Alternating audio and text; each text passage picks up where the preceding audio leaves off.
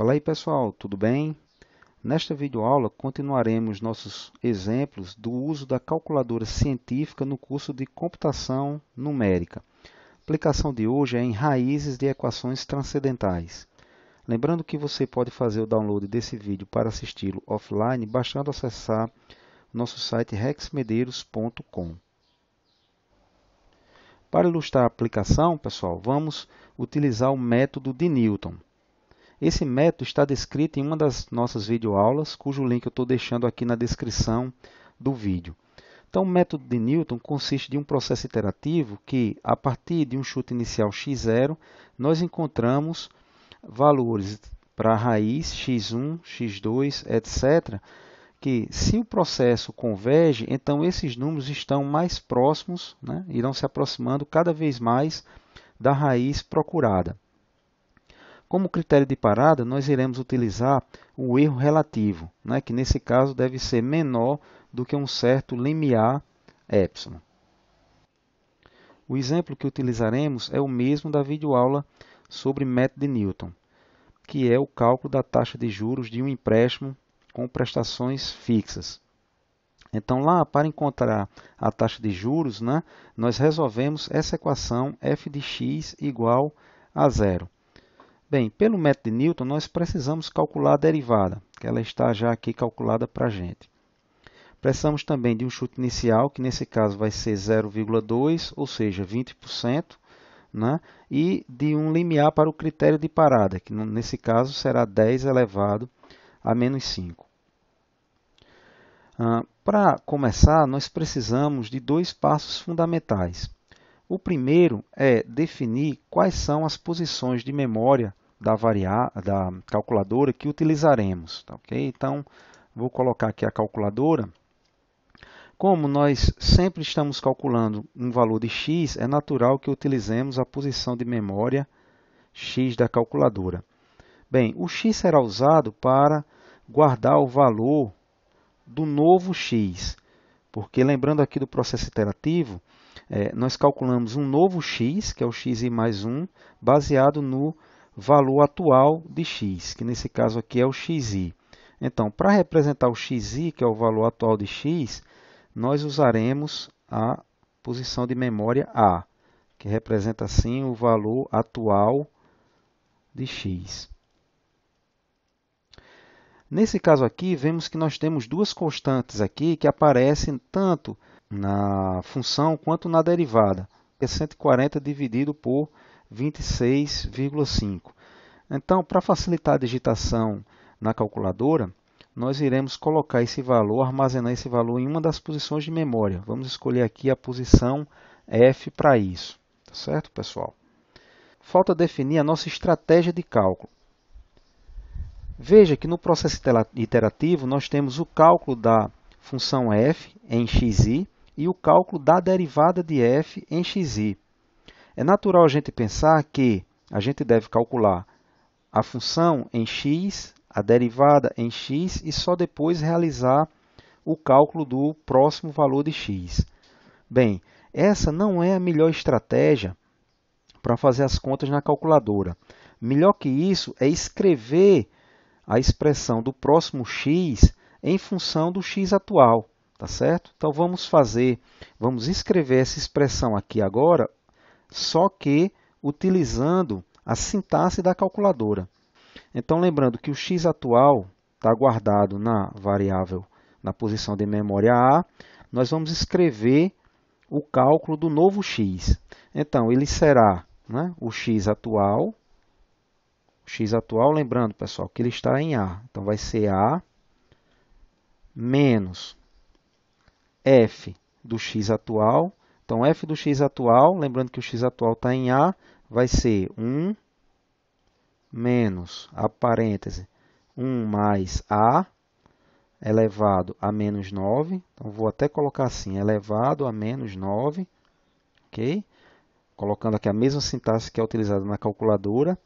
Menos, aí veja, essa constante aqui vai estar armazenada em f. Então, vai ser menos f, que multiplica x, ou seja, x é A.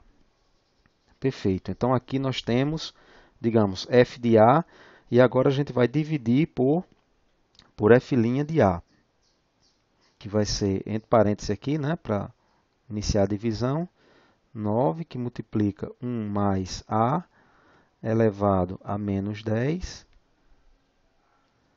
menos f. Perfeito, fechei esse parênteses aqui, que é esse. Então, eu vou armazenar esse valor aqui em x, ok? Feito isso, eu devo calcular o erro relativo. Bem, o erro relativo é calculado da seguinte forma. É o novo x menos o x atual dividido pelo novo valor de x. Esse resultado nós não precisamos armazenar em lugar algum. Veja que ele não está calculado em valor absoluto. Então, aqui a gente vai abstrair, digamos, o sinal negativo e considerar somente a parte positiva do número.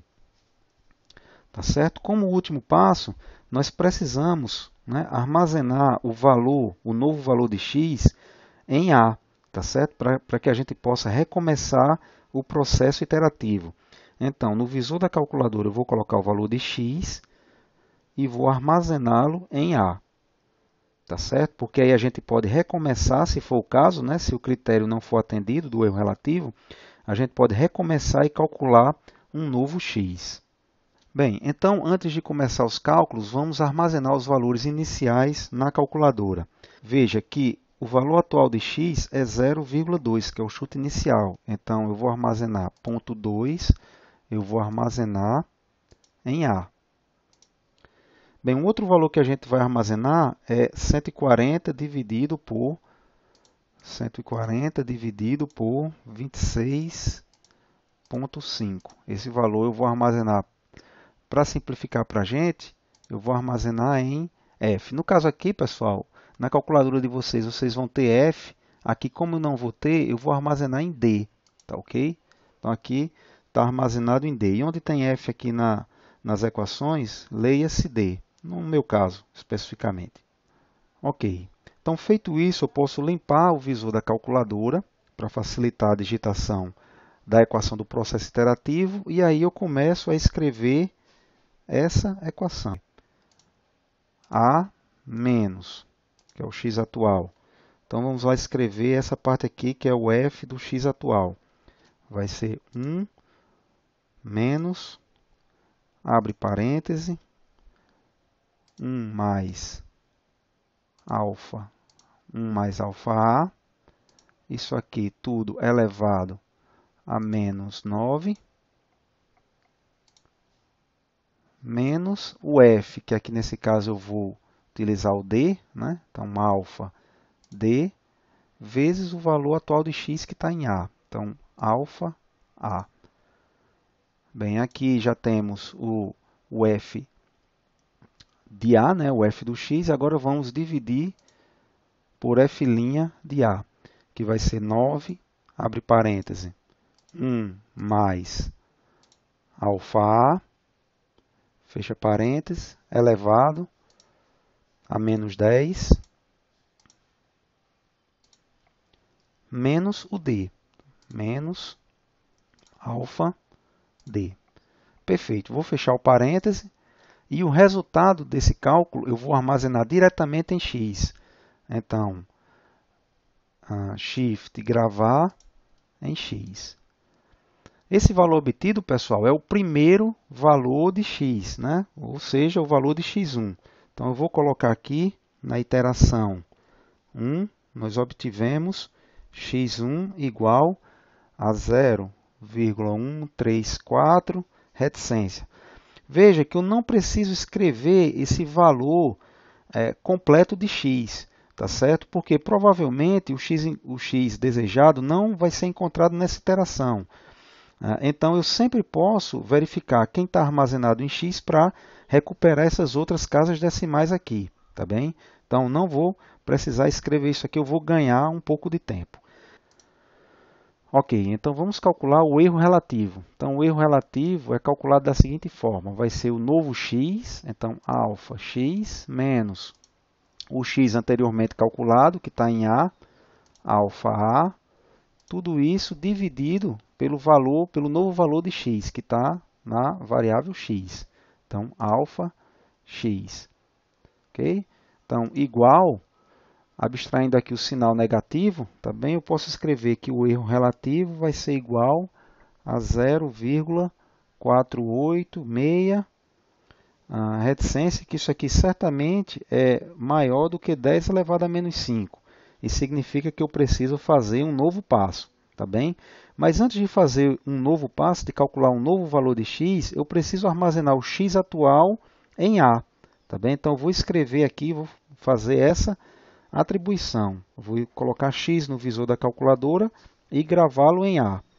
Então, vou colocar aqui uma vez, tá bem, pessoal? Então, x eu vou armazenar em A, posso apagar aqui e fazer assim, alfa x, eu vou deixar armazenado, Shift Store, eu vou deixar armazenado em A.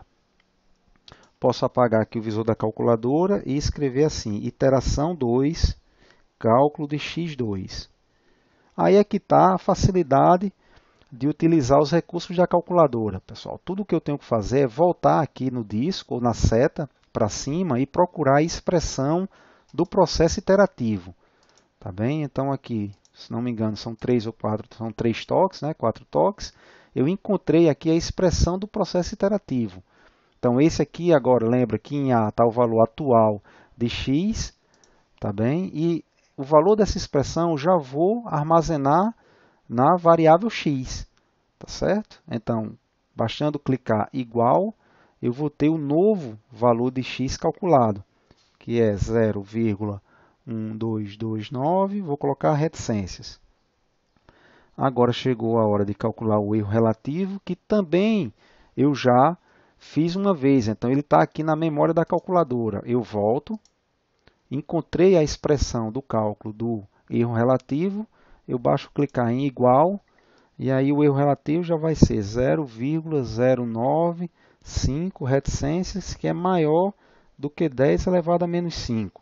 Isso implica o quê? Que eu preciso fazer uma iteração 3, mas sem antes gravar o valor atual de x em A. Então eu vou aqui procurar aonde eu fiz essa atribuição, não preciso mais de digitar, pessoal, está aqui, ó. Simplesmente eu pressiono igual, e agora A tem o valor atual de x. Voltar aqui para o slide, eu vou colocar aqui iteração 3. Então, na iteração 3, eu vou calcular o valor de x3. Procuro na calculadora a equação do processo iterativo. Encontrei, é essa aqui. Então, baixo pressionar igual. E aqui eu tenho o novo valor de x calculado. Então, 0,12225. Sei lá, reticência. E aí eu calculo também o erro relativo de maneira bem simples. Está aqui a equação do erro relativo.